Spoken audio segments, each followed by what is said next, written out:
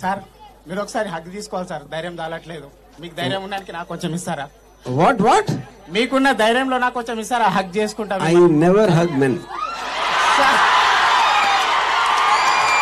Sir sir sir sir sir sir ఎంతసేపు అమ్మాయిలకేనా sir, మా boys Kiara sir? నేను నీకేం ద్రోహం చేశానని నన్ను ఇంత అవమానిస్తున్నారు సార్.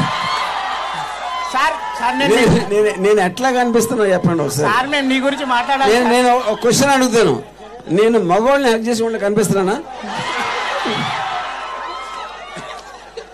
సార్ ఒకసారి మీ గురించి మాట్లాడాలి సార్. నేను ఒక్క నిమిషం.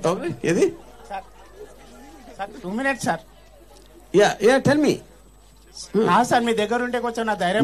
మీరు కౌలించుకుంటారేమో నాకు భయం వేస్తుంది. కాదు సార్, మిమ్మల్ని అంటే మీ ధైర్యాన్ని నాకు కొంచెం ఇస్తారేమో అని. ఓకే కొంచెం సార్ రిక్వెస్ట్. కానీ కౌలించుకోవద్దు సార్, దూరం. Okay come come.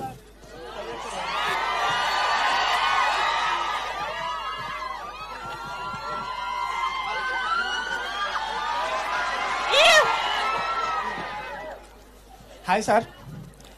Hi.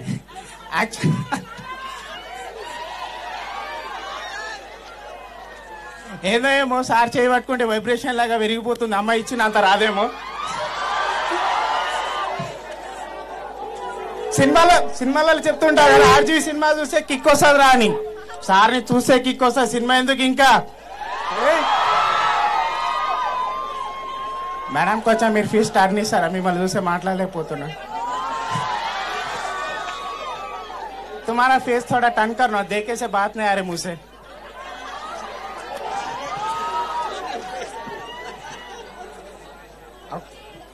Sir actually మీ చాలా సినిమాలు చూస్తుంటా సార్ నేను. కానీ అమ్మ కడుపులో కడప బిడ్డలు సార్. ఐ థింక్ నేను ఒక 20 times చూడొచ్చు ఆ సినిమా సార్. బికాస్ ఆఫ్ ఒక రాజకీయ గురించి అంత డేరింగ్ ఒక డైరెక్టర్ సినిమాది అలాంటిది మామూలు విషయం కాదు సార్. మీ డేరింగ్కే నేను హర్ట్స్ సార్. అప్పుడప్పుడు కాదు సార్, ఎనీ టైం మీ సినిమా చూస్తుంటా, మీ స్పీచ్ ఇస్తూ ఉంటా, మీ గురించి మాట్లాడుతున్న ప్రతిసారి నేను ఒక ఆనందాన్ని లేకపోతే నాకు ఒక ఫీల్ వస్తుంది సార్. నిజంగా ఆర్జీవి అంటే నార్మల్గా పేరులోనే కాదు, ఆయనను చూస్తేనే వైబ్రేషన్ వచ్చే పేరు అది. సో ఇలాంటి సినిమాలు ఒక్కటి కాదు, 100 వేసినా మన తక్కువనే సార్. ఇలాంటి ఎన్నో సినిమాలు చూస్తూ మమ్మల్ని ఆత్మపరుస్తారని ఆలోచిస్తారు. ఒక నిమిషం. హలో